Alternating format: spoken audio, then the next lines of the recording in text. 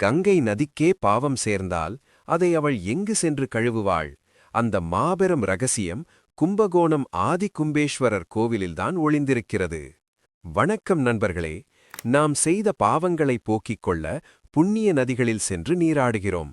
ஆனால் கோடிக்கணக்கான மக்களின் பாவங்களை சுமக்கும் அந்த நதிகளுக்கு ஏற்படும் தோஷங்களை யார் தீர்ப்பது? கங்கை, யமுனை, சரஸ்வதி, நர்மதை, கோதாவரி, கிருஷ்ணா, துங்கபத்தை, காவிரி மற்றும் சரையு ஆகிய 9 புண்ணிய நதிகளும் ஒருமுறை சிவபெருமானிடம் சென்று முறையிட்டன.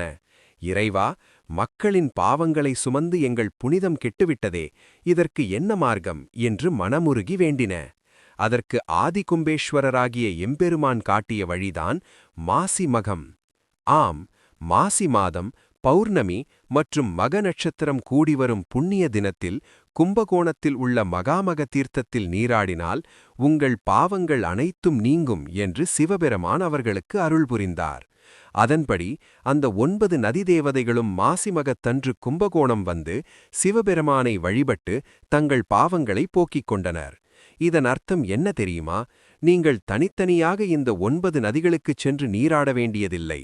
மாசிமகத்தன்று ஆதிகும்பேஸ்வரரை தரிசித்துவிட்டு அங்குள்ள தீர்த்தத்தில் நீராடினாலோ அல்லது அந்த புண்ணிய நாளை மனதில் நினைத்து வீட்டிலேயே இறைவனை வேண்டி நீராடினாலோ 9 புண்ணிய நதிகளிலும் நீராடிய முழு பலனும் உங்களுக்கு கிடைக்கும். பல ஜென்மங்களாக தொடரும் கர்ம வினைகள், தோஷங்கள் அனைத்தும் பனித்துளி போல விலகிப் போகும்.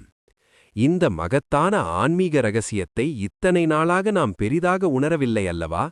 ஆதிகும்பேஸ்வரரின் கருணையே கருணை. மாசி மகத்தன்று எந்த ஒரு நல்ல காரியத்தை தொடங்கினாலும் அது பல மடங்கு வெற்றியைத் தரும் என்று சாஸ்திரங்கள் கூறுகின்றன.